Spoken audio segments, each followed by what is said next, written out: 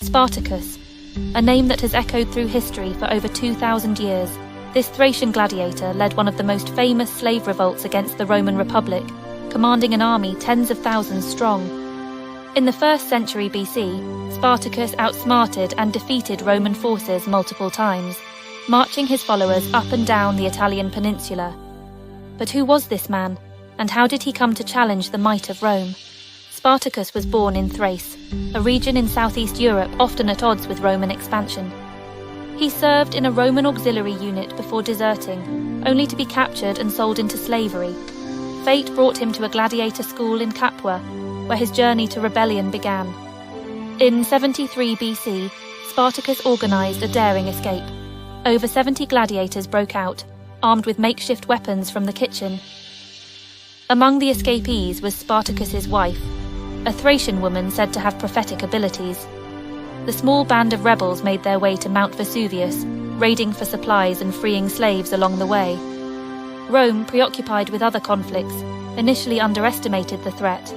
Their first response, a hastily assembled force led by Gaius Claudius Glaber, proved woefully inadequate.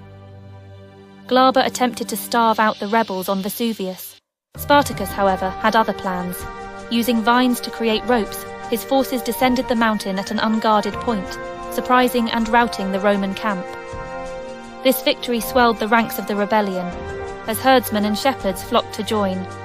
Spartacus's army continued to grow, bolstered by his policy of equally dividing spoils and his focus on liberating slaves from rural areas. Even some free commoners joined the cause.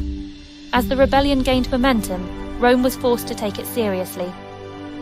The Senate dispatched 2 consuls, each commanding 10,000 troops. Spartacus, now leading an army of 40,000, split his forces. This proved costly when his co-leader Crassus was defeated. However, Spartacus turned the tables on the Romans, using his newly formed cavalry to outmaneuver and defeat both consular armies. With the path to the Alps open, Spartacus faced a pivotal decision. Surprisingly, he chose to turn back into Italy rather than leave. The reasons for this remain a mystery. Perhaps his men, emboldened by success, voted to continue the fight. Or maybe news of Roman advances in Thrace made escape seem futile. Spartacus led his army south, hoping to cross to Sicily. However, Cilician pirates betrayed him, leaving the rebels stranded on the mainland. This setback forced Spartacus to face a new, ruthless Roman commander, Marcus Licinius Crassus.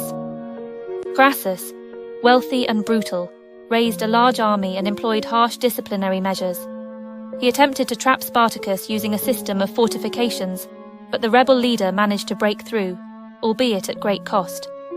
The final battle came in the spring of 71 BC. Spartacus, his forces dwindling and options limited, chose to confront Crassus directly. In a dramatic gesture, he killed his own horse before the battle, vowing victory or death. Despite Spartacus's personal bravery, cutting down 2 centurions in combat, his army was overwhelmed. Spartacus fell on the battlefield, his body never identified. Though his rebellion was crushed, Spartacus's legacy endures. He challenged the mighty Roman Republic, inspired countless slaves to fight for freedom, and became a symbol of resistance against oppression. While the names of many Roman leaders have faded, Spartacus remains a powerful figure in our collective memory, his story continuing to captivate and inspire over 2 millennia later.